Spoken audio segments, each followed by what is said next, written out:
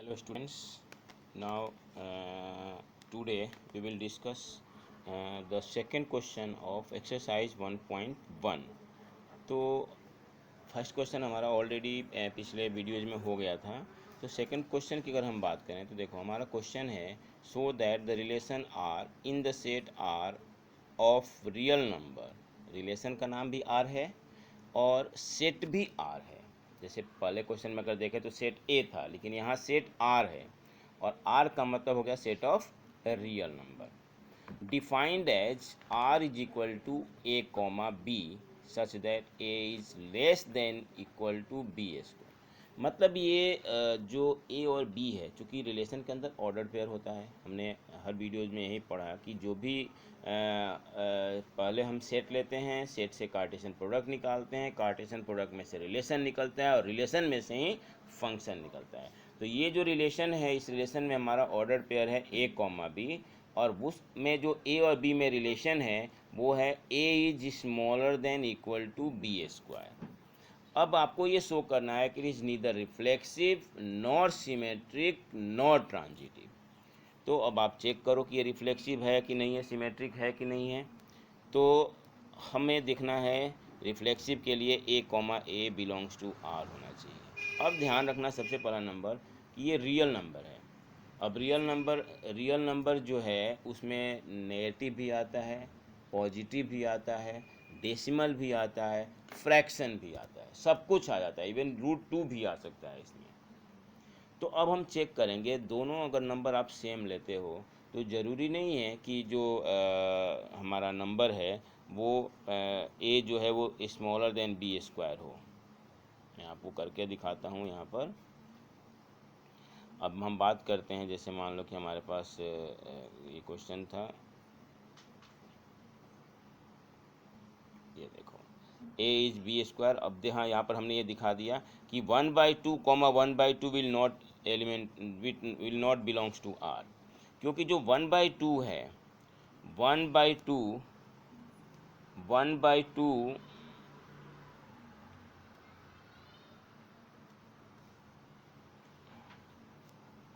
1/2 is not less than equal to 1/2 square यानी 1/4। जो 1/2 है वो तो बड़ा होता है ना 1/4 से। तो इस तरह से जो रिलेशन है वो आपका रिफ्लेक्सिव नहीं होगा। कोई भी ले लो, 1/2 1/3 1/3 1/3 1/4 1/4 1 हो जाएगा, 2 हो जाएगा, -1 हो जाएगा। लेकिन ये फ्रैक्शन वाला है तो देखो, अभी हमने कई बार मैंने आपको डिस्कस किया, कई वीडियो में आप लोगों को बताया कि अगर आपको किसी स्टेटमेंट को ट्रू शो करना है तो हर इस पॉइंट के लिए ट्रू हमें दिखाना पड़ेगा। लेकिन अगर फॉल्स शो करना है तो एक पॉइंट शो करना सफिशियंट हो जाता है। एक पॉइंट से हम कह सकते हैं कि हमारा स्टेटमेंट जो है वो फॉल्स है। तो इस तरह से हमने ये दिखा दिया क्योंकि 1/2 1/2 will not belongs to R. आप कोई भी दो नंबर ले सकते हो फ्रैक्शन वाला, दोनों का सेम होना चाहिए। अब बात करते हैं हम सिमेट्रिक की। ये शो हो गया कि रिफ्लेक्सिव नहीं है, रिफ्लेक्सिव नहीं। अब सिमेट्रिक के लिए हम दिखाएंगे। देखो अगर 1/4 इसके अंदर है, क्योंकि सही है 1 जो है स्मॉलर देन 4 स्क्वायर होता है, लेकिन क्या 4 1 होगा? क्योंकि 4 is not less than 1 square. तो 1/4 तो इसके अंदर आ गया, क्योंकि as a 1 is smaller than 4 square, but 4 is not less than 1 square, therefore 4 1 does not belongs to R. जैसे यहाँ पर आ गया हमारा ये, तो इसका मतलब है कि आर हमारा सिमेट्रिक नहीं होगा। अब हम बात करते हैं ट्रांजिटिव की। ट्रांजिटिव की अगर हम बात करें तो ट्रांजिटिव के लिए जैसा कि हमने पढ़ा है कि ए बी आर में है, और अगर बी सी आर में है तो ए सी भी आर में होना चाहिए। तो देखो अब यहाँ पर हमने एग्जांपल लिया 3 2 बिलोंग्स टू आर और 2 1.5 बिलोंग्स टू आर, क्योंकि रियल नंबर है, इसमें डेसिमल फ्रैक्शन सब आता है, ये दोनों बिलोंग करेगा। क्योंकि देखो 3 जो है वो 2 स्क्वायर यानी कि 4 से छोटा होता है, सही है। 2 जो है वो 1.5 के स्क्वायर से छोटा होता है। 1.5 का स्क्वायर कितना होगा? 1.5 का स्क्वायर 2.25। तो 2 जो है वो 2.25 से स्मॉलर होता है। लेकिन 3 में हो गया, 2,1.5 में हो गया, तो देखेंगे कि क्या 3,1.5 में होगा? नहीं होगा, क्योंकि 3 जो है वो 1.5 स्क्वायर से बड़ा हो जाएगा, छोटा नहीं होगा, क्योंकि 1.5 का स्क्वायर 2.25 होगा और ये 3 है। तो इस तरह से हमें ये मिल गया कि 3 belongs to R, 2,1.5 belongs to R, but 3,1.5 does not belongs to R. तो इस तरह से ये रिफ्लेक्सिव भी नहीं हुआ, सिमेट्रिक भी नहीं हुआ और ट्रांजिटिव भी नहीं हुआ, यही आपको शो करना था। रिफ्लेक्सिव, सिमेट्रिक और ट्रांजिटिव तीनों में से कोई सा नहीं हुआ। और इसमें अगर ये भी पूछा जाता है, यहाँ पर आपका आंसर फाइनल दे रखा है, अब देखो ये रहा आंसर कि 3,1.5 does not belongs to R, so R is not transitive, hence R is neither reflexive nor symmetric and nor transitive। अब हम बात करते हैं कि इसी में मैंने जैसा बताया था थोड़ी देर पहले कि अगर इसी में कोई पूछे कि क्या ये इक्विवेलेंस रिलेशन है, तो आप कहोगे कि no, it's not an equivalence relation, as it is neither reflexive nor symmetric nor transitive. अगर ये रिफ्लेक्सिव, सिमेट्रिक एंड ट्रांजिटिव नहीं है, सो इट इज नॉट, ये पूछा नहीं गया है, मैं अब अलग से बताऊं, इट इज नॉट इक्विवेलेंस, यानी ये इक्विवेलेंस रिलेशन नहीं है। तो इस तरह से हमारा जो क्वेश्चन है, जो चीज़ पूछा जाए, हालांकि हम वही बताएंगे, लेकिन आपको मैं साथ के साथ बताते जा रहा हूँ कि जब हमारा रिफ्लेक्सिव, सिमेट्रिक और ट्रांजिटिव तीनों होगा तभी वो इक्विवेलेंस रिलेशन होगा। अगर रिफ्लेक्सिव, सिमेट्रिक और ट्रांजिटिव नहीं होता है तो इक्विवेलेंस रिलेशन नहीं होगा। अब हम बात करते हैं क्वेश्चन नंबर 3 की। मैं एक बार आपको सारे क्वेश्चन समझा दे रहा हूँ ताकि आप लोगों को समझने में दिक्कत नहीं होगी। सॉल्व तो है ही है, सॉल्व आप नोट कर लेना अपने अपने कॉपी में।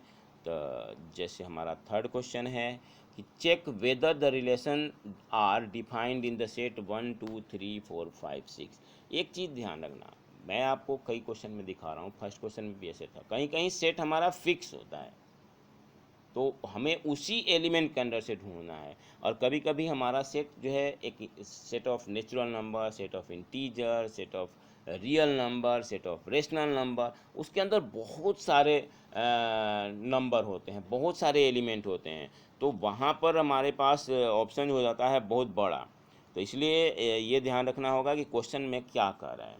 यहाँ पर हमारे पास 6 एलिमेंट है, केवल 1 से 6 तक, और जो रिलेशन दे रखा है आर ए कॉमा बी में, सच दैट बी जो है वो a+1 के इक्वल है, b is equal to a+1।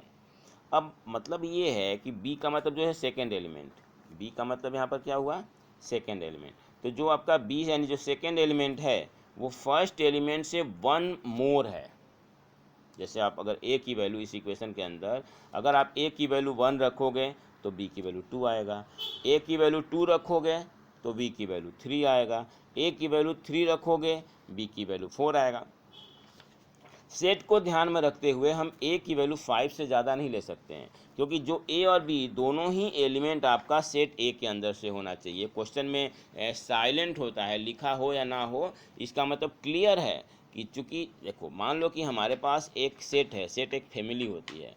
अब मेंबर्स हम अगर उसी सेट से लेना है, उसी फैमिली से लेना है, तो बाहर से तो मेंबर पकड़ के नहीं लाएंगे ना, तो इसलिए हर मेली मेंबर जो है उसी में से होना चाहिए। तो हम 5 लेंगे तो 5 का 6 आ जाएगा, अगर 6 लेते हो तो 6 का 7 पॉसिबल नहीं। आपको याद होगा 11th क्लास में एरो डायग्राम हमने दिखाया था, एरो डायग्राम में होता है इधर हमने सेट बना दिया, इधर हमने सेट बना दिया, यहाँ हमने 1 2 3 4 5 6 7 6 लिख लिया, इधर भी 1 2 3 4 5 6 लिख लिया। फिर 1 का हमने दिखाया 2 के साथ, 2 का हमने दिखा दिया 3 के साथ, 3 का दिखा दिया 4 के साथ, 4 का दिखा दिया 5 के साथ, 5 का दिखा दिया 6 के साथ। यहाँ 6 तो है लेकिन वो 1 के साथ तो बन नहीं सकता है, और यहाँ आगे कोई एलिमेंट है नहीं, तो इस तरह से हम इसमें केवल 5 6 तक ही ले सकते हैं, हम आगे नहीं लेंगे उसमें। तो इस तरह से हमें ये मिल गया ऑर्डर पेयर। देखो ध्यान से, R इज इक्वल टू आपका मिल गया 1 2 2 3 3 4 4 5 5 6। अब रिफ्लेक्सिव के लिए आपको याद है a, a होना चाहिए, यहाँ पर ए कॉमा ए दिख रहा है क्या? 1 1 2 2 3 3 4 4 5 5 6 6 इसमें है? नो। ऐसा नहीं होने के चलते हम कहेंगे it is not reflexive. Clear कर देखो, यहाँ लिखा भी हुआ है कि for instant 1 1 2 2 3 3 4 4 5 5 6 6 does not belongs to R. आगे इसमें देखोगे यहाँ पर डज नॉट बिलोंग्स टू का साइन है, does not belongs to R, hence R is not reflexive. अब हमें चेक करना है सिमेट्रिक का, तो ध्यान से देखो, जैसा सिमेट्रिकल हमने पढ़ा है कि ए बी है तो बी ए होना चाहिए। अब यहाँ 1 2 है, क्या 2 1 है? नहीं है, तो वहीं लिखेंगे कि इट कैन बी मत लिखना, वी लिखना इसके जगह पर। वी ऑब्जर्व दैट, ये इट कैन बी हटा के आप यहाँ लिख देना इसके जगह पर we observe that 1 2 belongs to R but 2 1 does not belongs to R. 1 2 belongs to R but 2 1 does not belongs to R. Hence R is not symmetric. अब ट्रांजिटिव के लिए याद होगा AB belongs to R, BC belongs to R but AC belongs to R भी होना चाहिए। अब यहाँ देखो 1 2 आपका और 2 3 दोनों R में है, 1 2 भी है और 2 3 भी है बट 1 3 नहीं है। इसका मतलब है कि R इज नॉट ट्रांजिटिव। तो इस तरह से R is neither reflexive nor symmetric and nor transitive. और अब अगर मैं इसी में पूछता हूँ कि इज R इक्विवेलेंस, तो आप लिखोगे no, R is not equivalence को मैं शॉर्ट में लिख देता हूँ, R is not equivalence relation. तो रिफ्लेक्सिव, सिमेट्रिक और ट्रांजिटिव जब तीनों होता है तभी हम इसको इक्विवेलेंस रिलेशन कहते हैं। अगर रिफ्लेक्सिव, सिमेट्रिक, ट्रांजिटिव तीनों नहीं होता है तो it's not an equivalence relation. अब हम बात करते हैं हमारा जो फोर्थ क्वेश्चन है। फोर्थ क्वेश्चन में क्या है? Show that the relation are in R defined by R is equal to a comma b. देखो यहाँ भी फिर वही क्वेश्चन थर्ड जैसा है, रिलेशन को भी कैपिटल R दिया हुआ है, R फॉर रिलेशन, एंड दूसरा जो सेट R है वो है सेट ऑफ रियल नंबर, और जो इसका ऑर्डर्ड पेयर है ए कोमा बी उसमें रिलेशन है a is smaller than equal to B.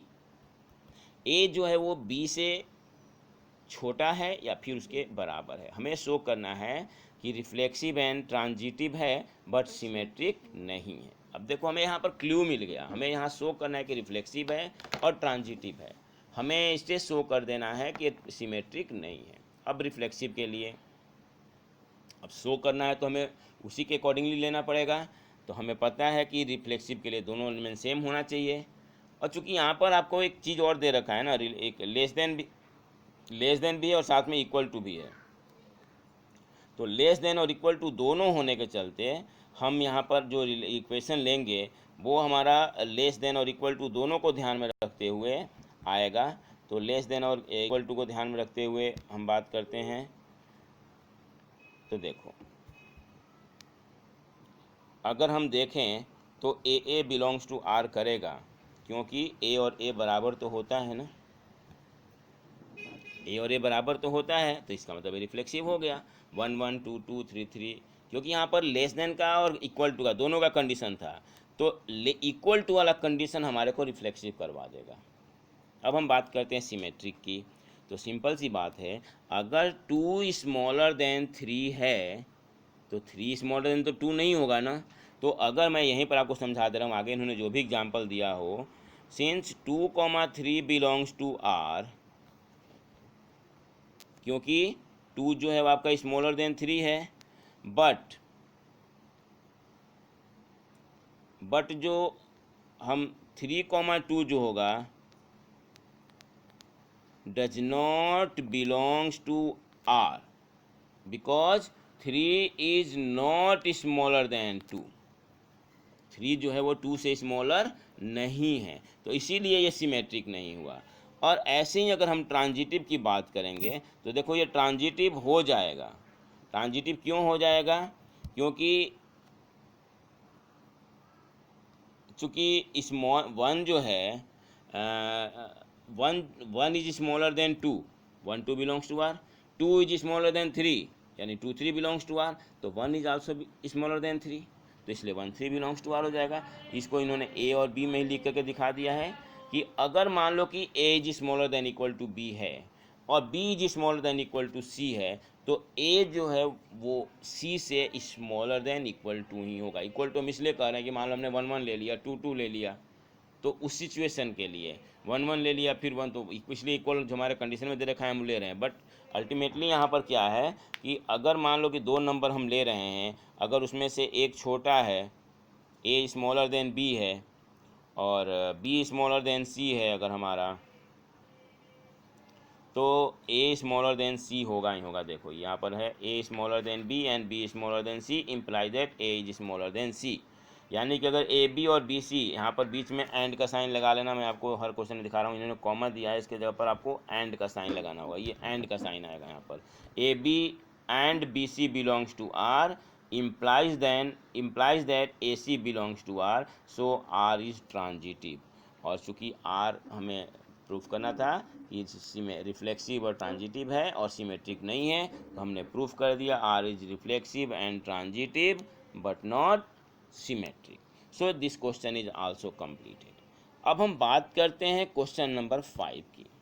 कुछ ऐसी से मिलता जुलता है, चेक वेदर द रिलेशन। इसमें आपको शो करना था, इसमें आपको चेक करना है।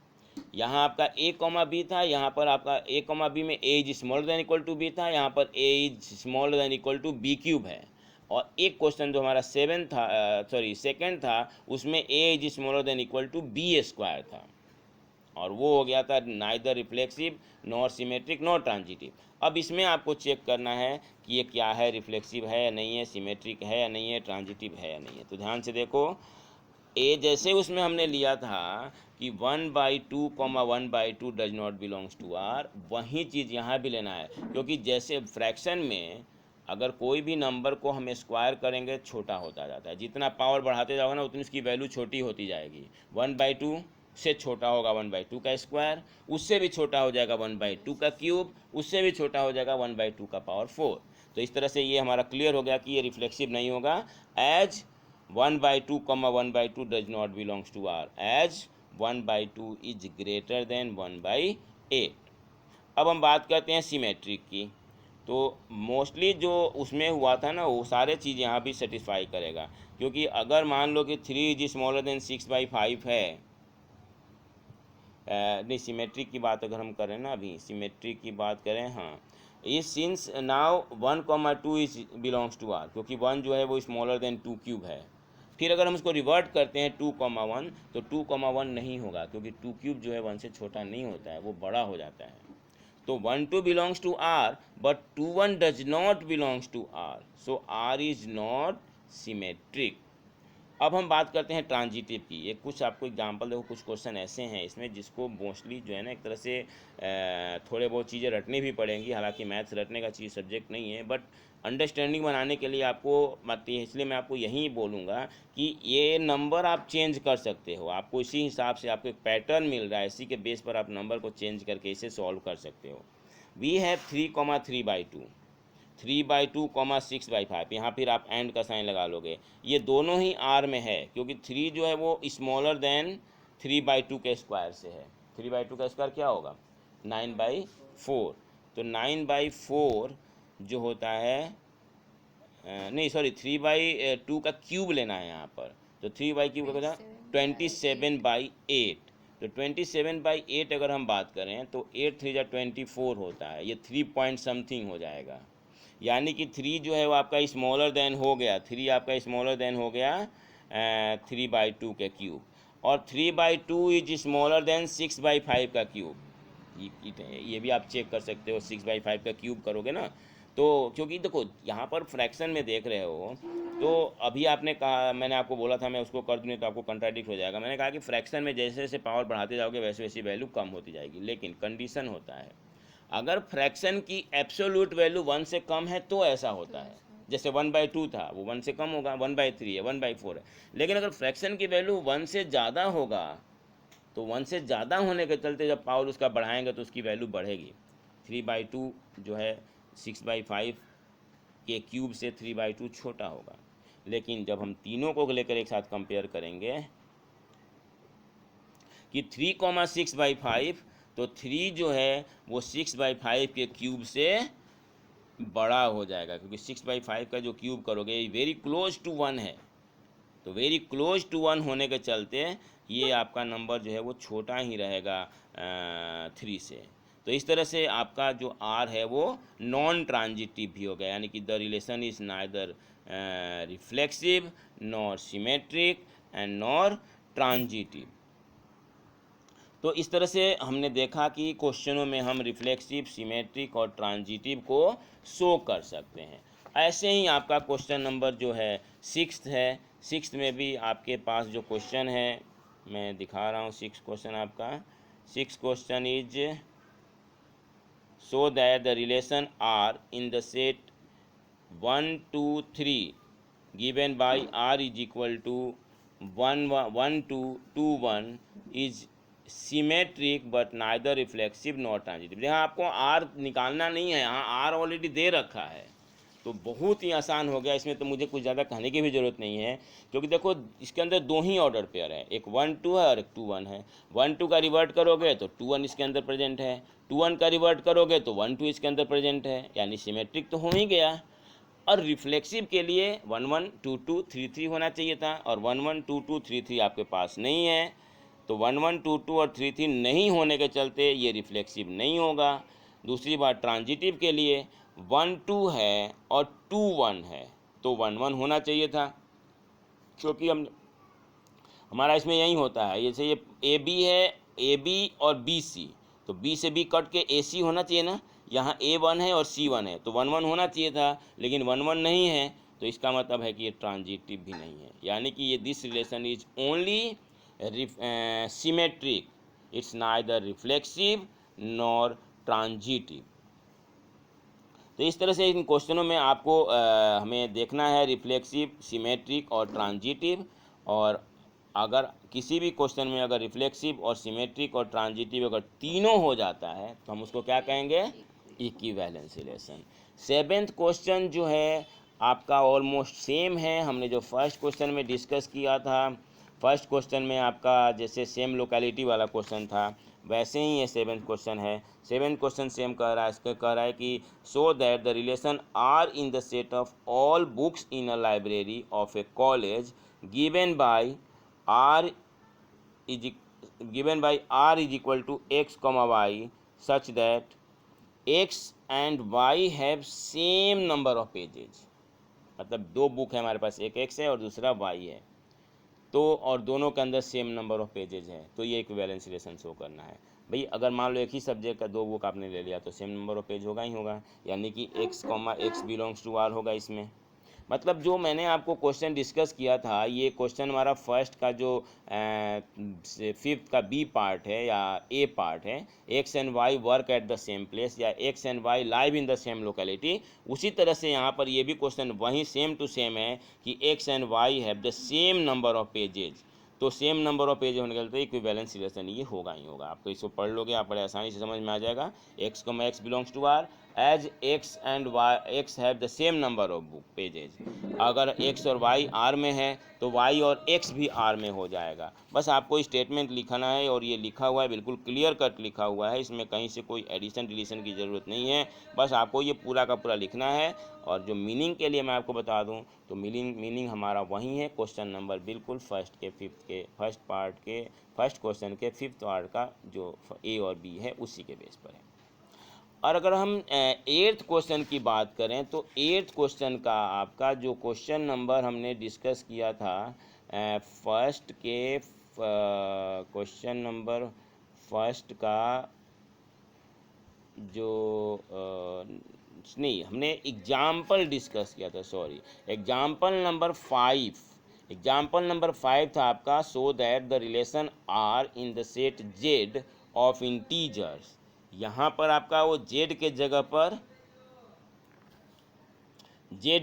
पर यहाँ आपका जो है वो सेट ऑलरेडी दे रखा है 1 2 3 4 और 5। इसी यही केवल डिफरेंस है यहाँ पर, हालांकि लिमिटेड हो गया। हमें शो करना है कि आर जो है वो इक्विवेलेंस रिलेशन होगा। हम 8th क्वेश्चन खोलते हैं, 8th क्वेश्चन, फिर मैं आपको करके बता देता हूँ। इसमें स्पेस रखी काफ़ी है, मैं आपको सॉल्व करके बता दे रहा हूँ। सबसे पहला नंबर मैं आपको यहाँ पर इसको एरो डायग्राम से समझाना चाहूँगा। एरो डायग्राम से आपको ज़्यादा अच्छी तरह से समझ में आएगा। यहाँ हमें ए और बी को ऐसे ऑर्डर पेयर लेना है जिसका डिफरेंस जो है, उसके डिफरेंस का मॉड एब्सोल्यूट वैल्यू जो है वो इवन होना चाहिए। तो अब मुझे आप बताओ कि 1 किसके किसके साथ बनाएगा इवन का पेयर। तो 1 अगर हम लेते हैं तो 1 के साथ 1 1 कर्ली ब्रैकेट डालो, 1 1 आएगा, क्योंकि 1 माइनस 1 0 इवन नंबर में ही लेते हैं। फिर 1 जो है वो 3 के साथ, फिर 1 5, फिर 2 अगर हम बात करते हैं तो 2 1 नहीं होगा, 2 2 होगा, फिर 2 4 होगा, फिर 3 3 होगा, फिर 3 5 होगा, और फिर 4 4 होगा, और फिर 5 5 होगा, कर्ली ब्रैकेट क्लोज। आप इसको ध्यान से देख लो। 1 माइनस 1 0, 1 माइनस 3, अब देखो 1 माइनस 3 वैसे तो -2 होता है, बट यहाँ पर मॉड है, तो मॉड के चलते ये पॉजिटिव भी हो जाएगा। तो अब चेक करो, इसमें 1 1 भी है, 2 2 भी है, 3 3 भी है, 4 4 भी है। देखो जो लिखने के लिए दो तरीका होगा, एक तो इन्होंने लैंग्वेज में लिखा हुआ है और एक मैं आपको करके बता रहा हूँ, दोनों ही आपका स्टेट तरीका सही है। हमने इसमें पूरी की पूरी रिलेशन ही निकाल दी, अब इस पूरी रिलेशन में हमारा सब कुछ शो हो जाएगा, इसलिए मैं इसको कहूँगा बेहतर आपको करने के लिए। 1 1 2 2 3 3 4 4 5 5, इसमें पांचों ऑर्डर पेयर हमारे पास अवेलेबल है, 1 2 3 4 5, तो ये रिफ्लेक्सिव हो गया। अब सिमेट्रिक के लिए ढूंढ लो, ये 1 3 है, 1 3 का अच्छा इसमें हमारा पूरा नहीं रिलेशन लिखा पाया, इसमें कुछ मिसिंग हो गया। अभी एक्चुअल में क्या है कि 1 3 है, यहाँ पर एक 3 1 भी होगा, क्योंकि मॉड लेना है ना, तो 3 1 भी मैं यहीं पर लिख दे रहा हूँ। आपका जगह है जिसमें 3 1 भी होगा, और 4 2 भी होगा, 5 3 भी होगा, और बस 5 1 भी होगा, बिल्कुल सही। और कहने का मतलब है कि जितने ऑर्डर पेयर हैं उनका रिवर्सल भी होगा इसमें। 1 1 नहीं है, सबका रिवर्सल है, 5 5 है, 1 5 है, 5 1 है। अब ये 2 2 का रिवर्सल 2 2 करके वो तो इसके अंदर है ही ना, तो हमें दिख रहा है सबका रिवर्सल है, क्योंकि किसी भी ऑर्डर में अगर उसको लेकर प्लस करते हो तो वो तो इवन हो ही जाएगा, भाई मॉड आ गया ना यहाँ पर। अब हम बात करते हैं कि सिमेट्री का, तो सिमेट्री का आपका हो गया, हर एक ऑर्डर पेयर का रिवर्सल आपके पास अवेलेबल है।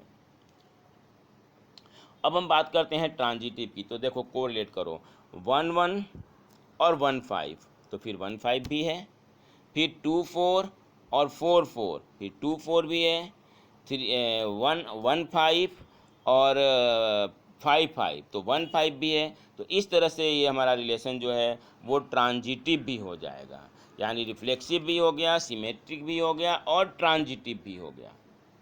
और अगर रिफ्लेक्सिव, सिमेट्रिक और ट्रांजिटिव हो गया तो ये हमारा इक्विवेलेंस रिलेशन भी हो जाएगा। अब मैं आपको बता दूं, इन्होंने जो साथ में और कुछ लिखा है कि कह रहा है कि so that all the element of 1 3 5 are related to each other. तो ऑब्वियसली देखो आपका 1 1 भी है, 3 3 भी है, और 5 5 भी है। और फिर कह रहा है कि 1 3 5 are related to each other and all the element of 2 4 भी। तो ऑब्वियसली 1 नहीं, and all the element of 2 4 are related to each other. तो ऑब्वियसली 2 2 भी है और 4 4 भी है। फिर कह रहा है कि no element of 1 3 5 is related to any element of 2 4। कहने का मतलब इनका ये है कि क्या 1 2 हमारे ऑर्डर पेयर के अंदर आया है, नहीं आया है। 1 4 आया है, नहीं आया, क्योंकि 1 2 या 1 4 इसका डिफरेंस तो इवन रहे, ऑड हो जाएगा। फिर 3 2 भी नहीं आया है, 3 4 भी नहीं आया है, 5 2 भी नहीं आया है, और 5 4 भी नहीं आया।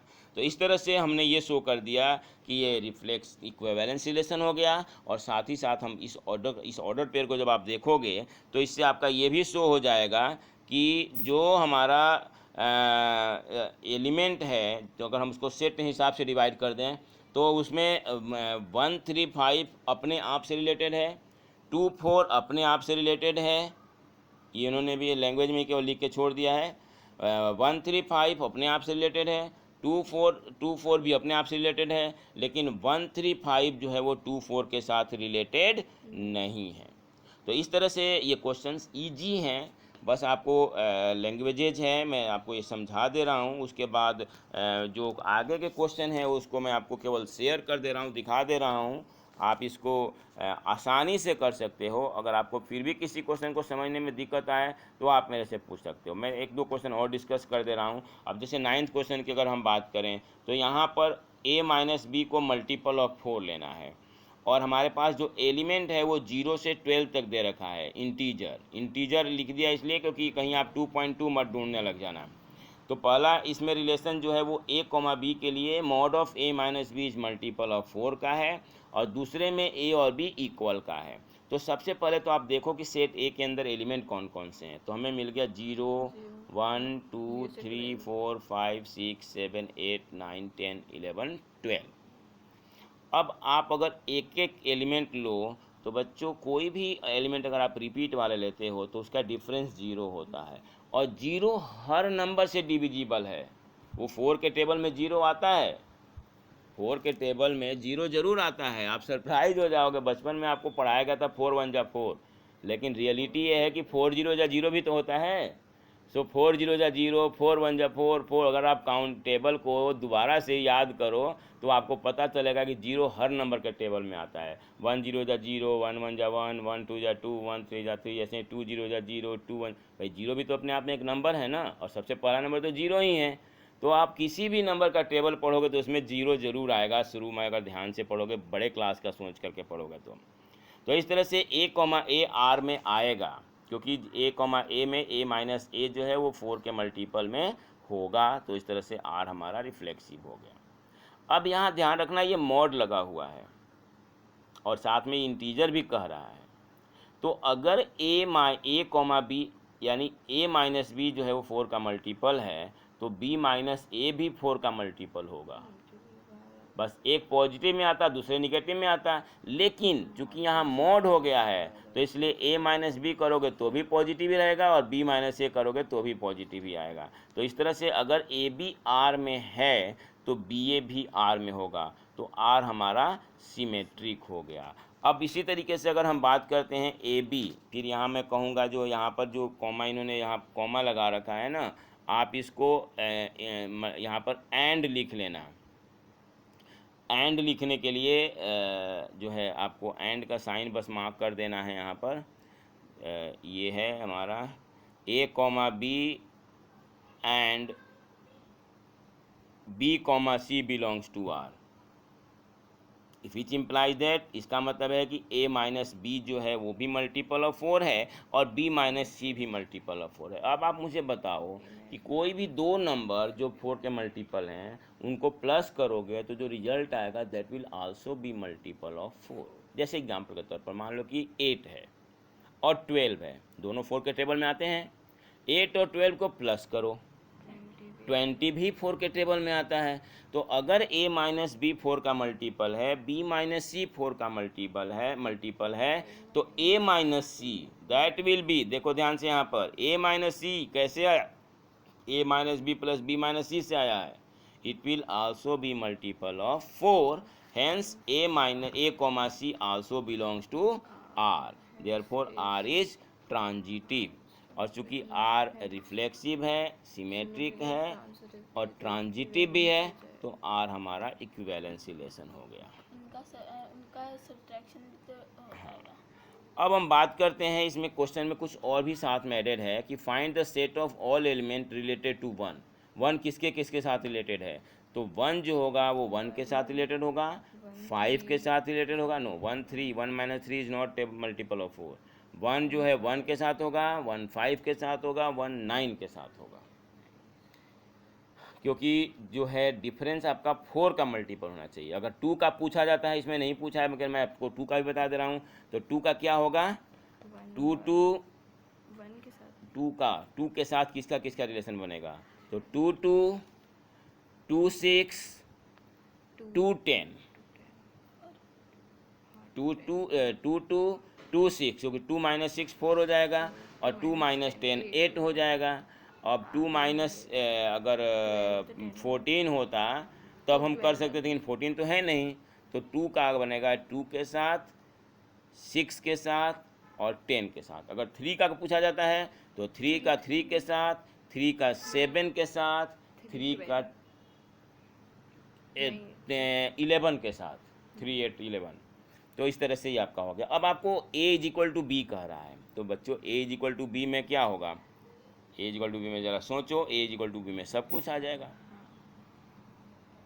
a is equal to B में अगर आपको लेना है तो दोनों ही एलिमेंट हो जाएंगे इसमें, 0 0 1 1 2 2 3 3, तो सीधे सीधे रिफ्लेक्सिव तो हो ही गया क्योंकि दोनों सेम कह ही रहा है। अच्छा, अगर 2 2 को उल्टा करके भी लिखोगे तो 2 2 ही पढ़ोगे, तो इसलिए वो सिमेट्रिक भी हो जाएगा। तीसरी बात, अगर ए बी इसके अंदर है, बी सी इसके अंदर है, तभी तो आप ए सी ढूंढोगे, लेकिन यहाँ तो ए बी ही नहीं है, यहाँ तो ए है, तो इसलिए ट्रांजिटिव हो जाएगा। देखो पहले भी बताया था मैं कि अगर ए बी आर में है, बी सी आर में है, तभी तो हम ए सी ढूंढेंगे, बट यहाँ पर ए बी ही नहीं है, यहाँ तो ए है, बी बी है, तो वो इसलिए हमें ए सी ढूंढने की ज़रूरत नहीं है। देखो बड़े क्लियर आपके इस बुक में दिया हुआ है कि ए बी आर में है, बी सी आर में है, इसका मतलब है कि जो ए और बी आपस में बराबर है और बी और सी आपस में बराबर है। आपको याद होगा 9th में आपने पढ़ा था things which are equal to same things are equal to one another. तो उसके कंडीशन के बेस पर हमारा जो ए बी के इक्वल है, बी अगर सी के इक्वल है तो ए सी के इक्वल होगा, इसका मतलब है जो है ए सी बिलोंग्स टू आर होगा। तो अतः आर हमारा ट्रांजिटिव भी हो गया, और ट्रांजिटिव में हमारा रिफ्लेक्सिव, सिमेट्रिक और ट्रांजिटिव तीनों होने के चलते ये हमारा इक्विवेलेंस रिलेशन हो गया। अब अगर हम बात करें अगले क्वेश्चन की, तो अगला क्वेश्चन आपका जो है वो एग्जाम्पल देने का है, और इसमें बहुत ही क्लियर कट एग्जाम्पल है। आपने काफ़ी डेफिनेशंस वगैरह भी पढ़ लिया है, तो इसमें अब आपको कहीं से मेरे हिसाब से कोई दिक्कत नहीं आएगी। आप इसको पढ़ लेना। आपको मैं पेजेस शेयर कर दे रहा हूँ। ये देखो, इसमें आपका क्वेश्चन नंबर 10 आ गया। अगले पेज पर आपका क्वेश्चन नंबर ये, अच्छा ये अभी हमारा 10 का ही एग्जाम्पल में है, दे रखा है, कई सारे पार्ट्स हैं 10 में। अगला पेज जो है हमारा क्वेश्चन नंबर अभी भी, हाँ इसमें 10th 11th भी शुरू हो गया है। ये देखो, आप इसको जूम कर करके आप इसको पढ़ सकते हो आराम से। और अगर फिर भी कोई पेज में आपको दिक्कत आती है, इसका स्क्रीनशॉट खींच करके, स्क्रीनशॉट लेके और मार्क करके आप मेरे पास भेजना। 11th क्वेश्चन में आ गया आपका, वही है, इसमें भी आपको रिलेशन ही शो करना है।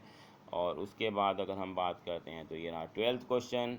12th क्वेश्चन में भी आपका आसानी है, कोई भी चीज़ ऐसा नहीं है जो ना समझ में आने वाला हो। आप इसको देखो, आपको जहाँ दिक्कत आया वो मुझे बताना। और 12th क्वेश्चन ये हो गया। 12th क्वेश्चन ये है, कंडीशन हमारा ट्रायंगल जो है किस चीज़ का है भाई, ट्रायंगल कॉन्गुरेंट का है शायद से, कॉन्गुरेंट और सिमिलर का है, सॉरी। तो कॉन्गुरेंट का हमने एक एग्जाम्पल किया था और उसी के बेस पर ही आपका सिमिलर का होगा। इसको आप भी जूम कर करके देख सकते हो। तो ये आपका कॉन्गुरेंस के जैसा था, वैसे सिमिलर का भी हो जाएगा। Every triangle is similar to itself. if ABC is similar to PQR, then PQR is also similar to ABC. If ABC is similar to PQR, PQR is similar to XYZ, then ABC will also be similar to XYZ. This concept was on class 10th.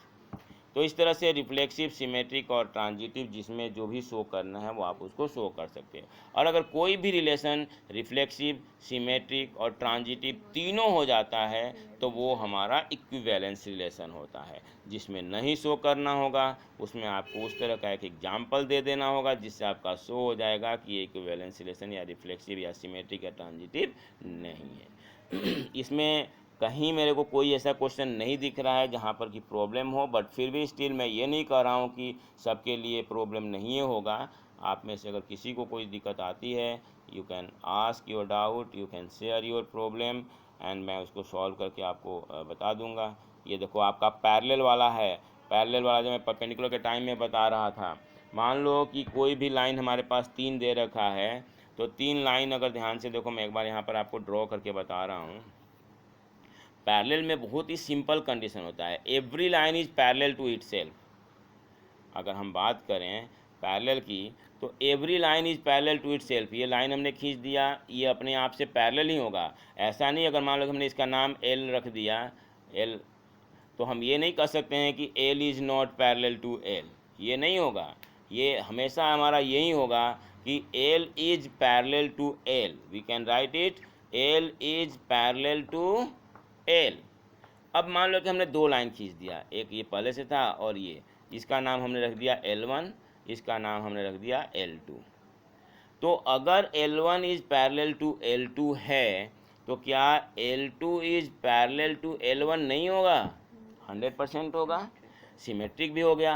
अब अगर तीसरी line हमने एक और खींच दी, मैं बीच में adjust कर रहा हूँ, आप इसका नाम L1, इसका नाम L2 और इसका नाम L3 रख दो। अब मुझे बताओ कि अगर हमारा जो है L1 पैरेलल टू L2 है, L1 parallel to L2, L2 parallel to L3, तो implies that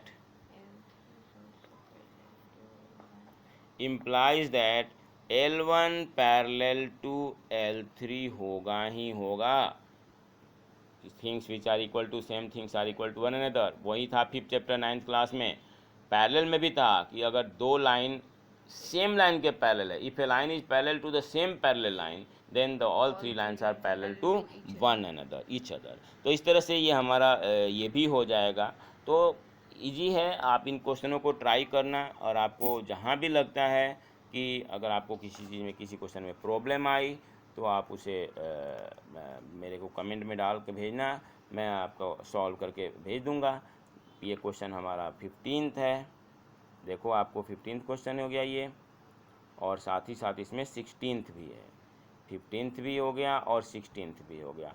बड़े एकदम सिंपली से आपको वो देना है, रिलेशन का एग्जांपल ही देना है इसमें। अच्छा, ये 15 और 16 आपका MCQ का क्वेश्चन है। तो 16th में भी आपको आज बताना था, let R with relation in the set n, यानी natural number r is equal to a comma b।